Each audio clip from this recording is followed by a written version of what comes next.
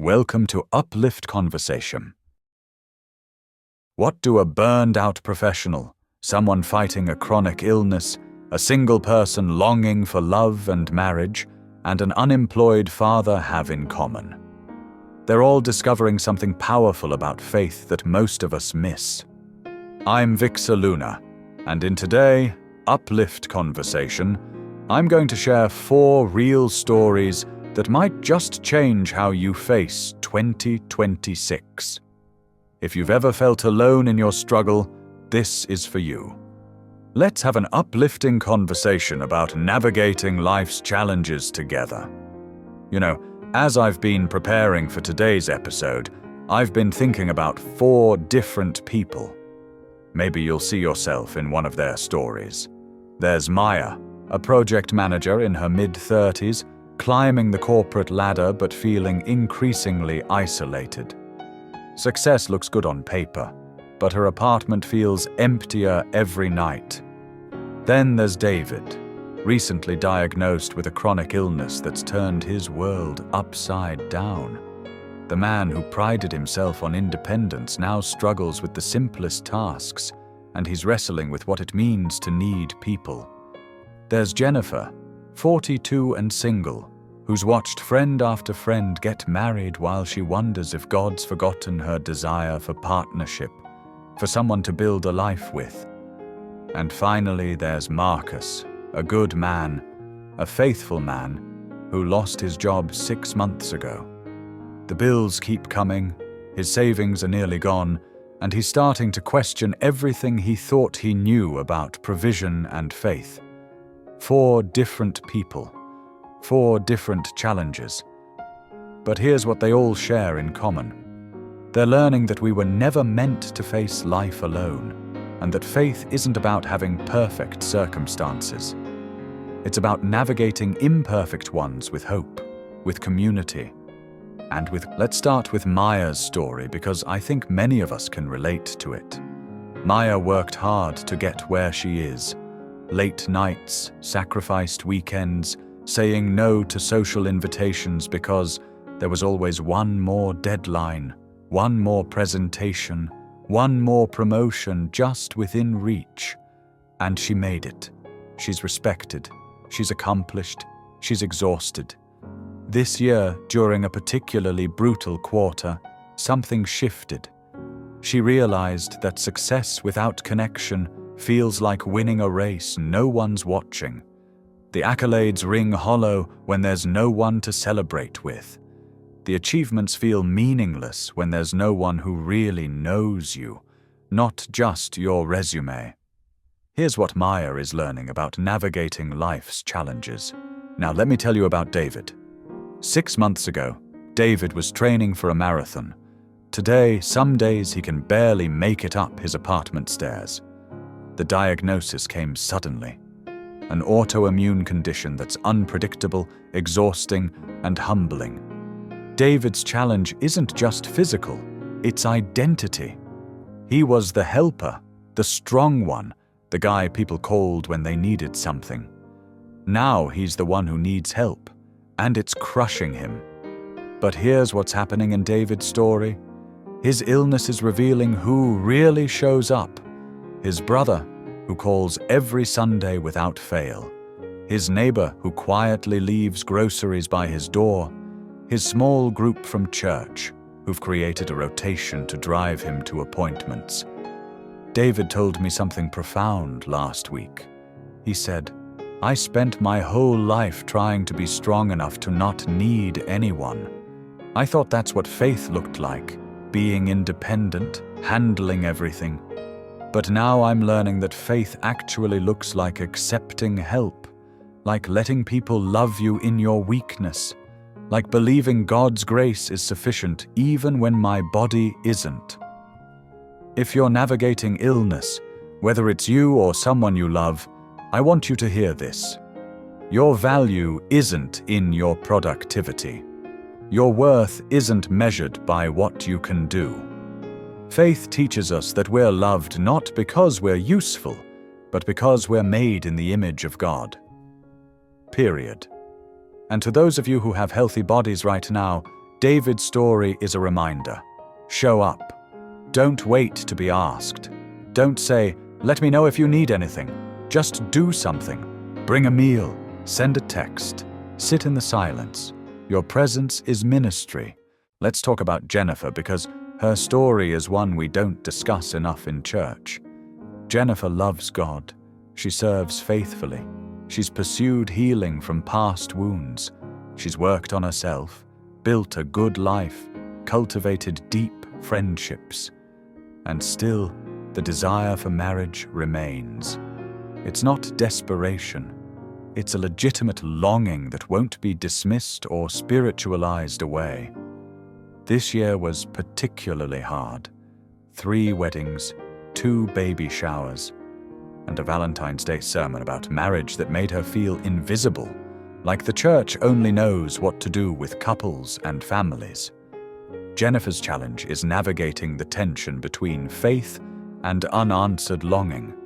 How do you trust God's goodness when the good gift you're asking for doesn't come?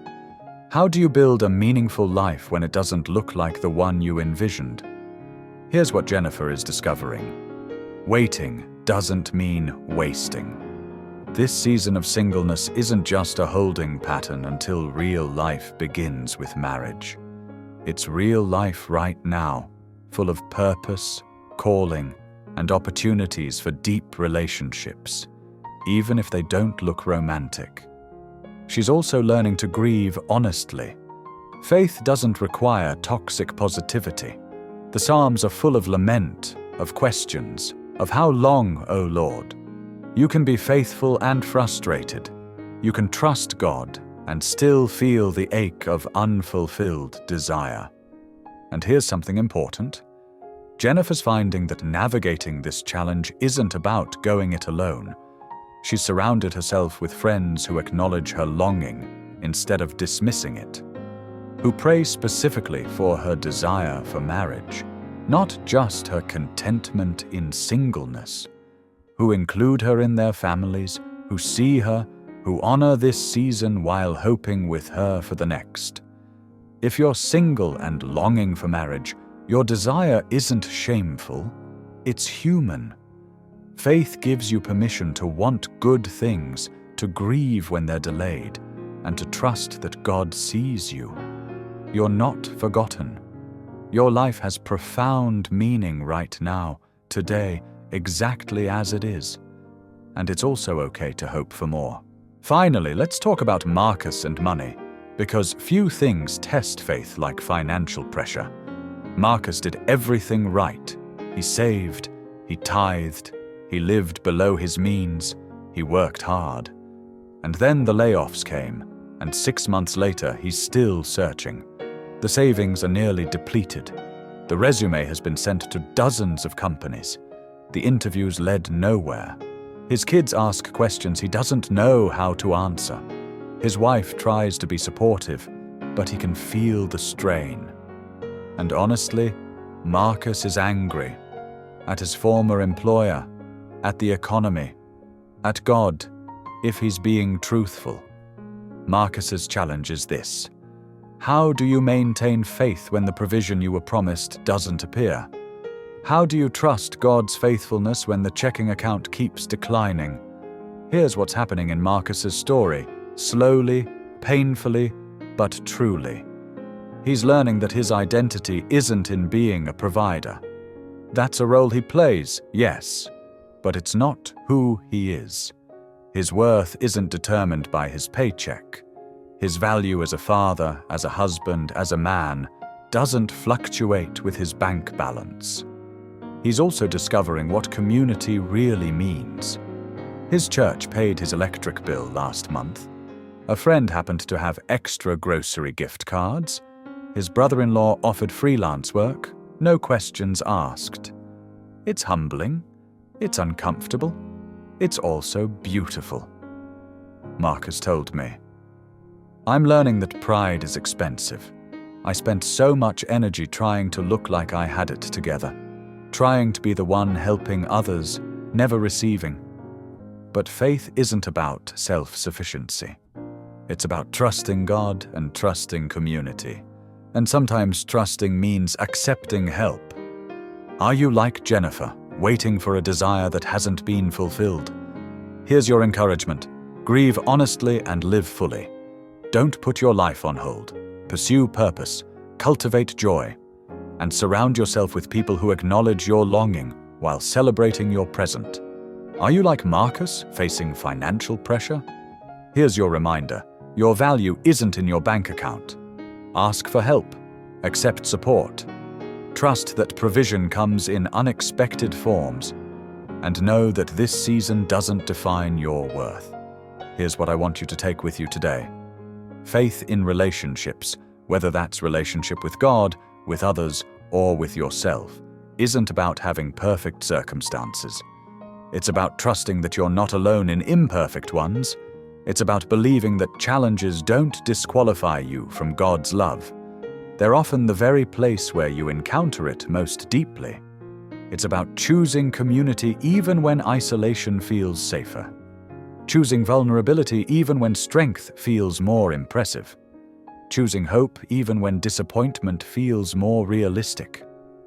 As we move into 2026, you're going to face challenges. That's not pessimism, that's reality. But you have a choice in how you face them. You can try to go it alone, to be strong enough, capable enough, faithful enough on your own. Or you can remember that you were designed for togetherness.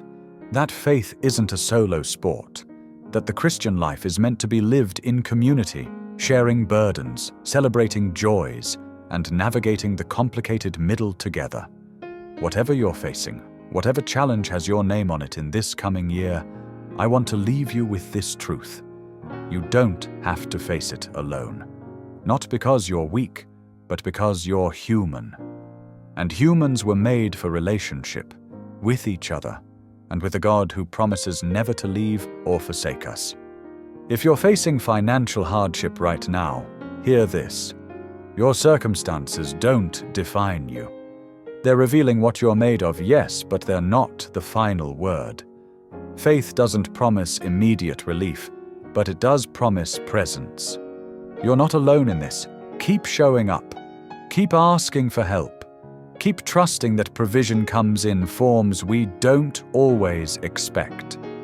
So we have Maya, the professional, learning that success without connection is empty. David, navigating illness and discovering that weakness isn't failure. Jennifer, single and learning that waiting doesn't mean wasting. And Marcus, financially strained, but finding that provision comes through community. 4 different stories. But do you hear the common thread? None of them are facing their challenges alone, and none of them are meant to. This is what faith offers us in the midst of real life. Messy, complicated, disappointing, beautiful, real life. It offers us a framework for understanding suffering. It offers us community to walk through it. And it offers us a God who doesn't stand at a distance but enters in. Navigating life's challenges together doesn't mean your circumstances magically improve. It means you're not defined by your circumstances. It means you have people who see you, support you, and remind you of truth when you forget. It means you have practices that anchor you. Prayer, even when it feels like words in the dark. Scripture, even when the promises feel distant. Worship, even when you don't feel like singing. Community, even when you'd rather isolate. So as we close out 2025 and look toward a new year, let me ask you, which story resonates most with you? Are you like Maya, successful but lonely? Here's your invitation. Choose one relationship to invest in deeply. Join a small group. Say yes to that coffee invitation. Let someone past the professional persona. Are you like David, navigating illness or caring for someone who is? Here's your challenge. Practice receiving. Let someone bring you a meal. Accept the offer of help.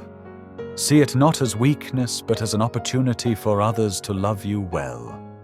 If this conversation resonated with you, support the channel by liking and subscribing. And if someone in your life needs this reminder, share it with them.